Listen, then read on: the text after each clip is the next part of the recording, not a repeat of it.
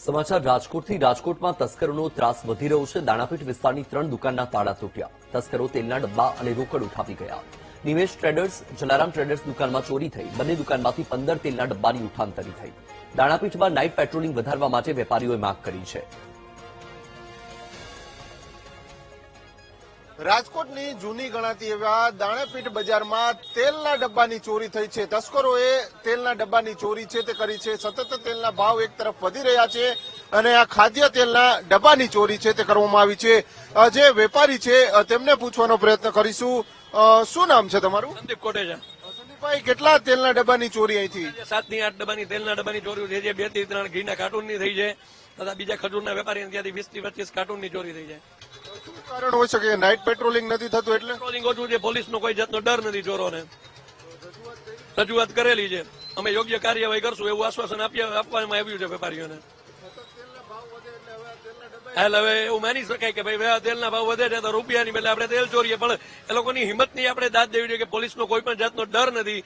અડધી રાત્રે આવીને રિક્ષા, છકડા, અન્ય વાહનોમાં આવીને એ લોકો ચોરી જાય છે। 2 થી 3 લોકો આવીને અંદાજે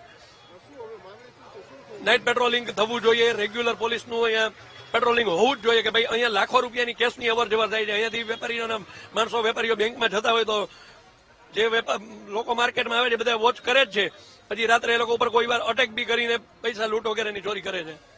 ચોક્કસથી જે પ્રમાણે વેપારી દ્વારા નાઇટ પેટ્રોલિંગની પણ માંગણી છે તે કરવામાં આવી રહી છે, પરંતુ આપ સીધા દ્રશ્યો જોઈ શકો છો। દાણાપીઠની આ દુકાન છે જ્યાંથી આ પ્રકારે તેલના ડબ્બાની ચોરી છે તે કરવામાં આવી છે।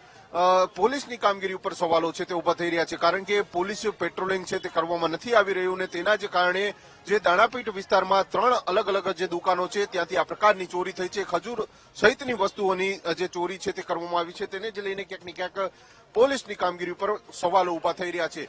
હાલ કડકડતી ઠંડી છે અને શિયાળાનો માહોલ છે, એવામાં ક્યાંક ને ક્યાંક જે દાણાપીઠના વેપારીઓ છે તે પણ પોલીસ પેટ્રોલિંગની માંગણી છે તે કરી રહ્યા છે, પરંતુ પોલીસ દ્વારા ક્યાંક ને ક્યાંક પેટ્રોલિંગ ન આપવામાં આવ્યું હોવાના આક્ષેપ છે તે પણ વેપારીઓ દ્વારા કરવામાં આવ્યા છે। જ્યારે તેલના ડબ્બાની ચોરી છે તે કરવામાં આવતા અનેક સવાલો છે તે પણ હાલ ઉભા થઈ રહ્યા છે। કેમેરામેન નિશિત ગઢિયા સાથે ભાવેશ સુંદરબા, BTV ન્યૂઝ, રાજકોટ।